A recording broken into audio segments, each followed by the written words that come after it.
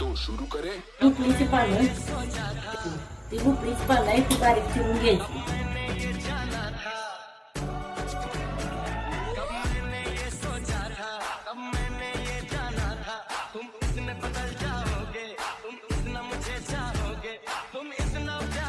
पाण्याचा थोडा थोडा द्यायचा. आता लागलं तर बोलते काय.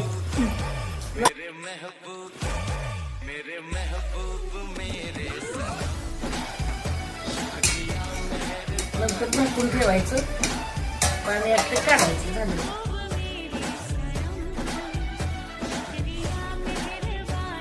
भाजी अजून शिजलेलं नाही, कच्ची आहे. थोडं पाणी सोडलं तर चालतंय.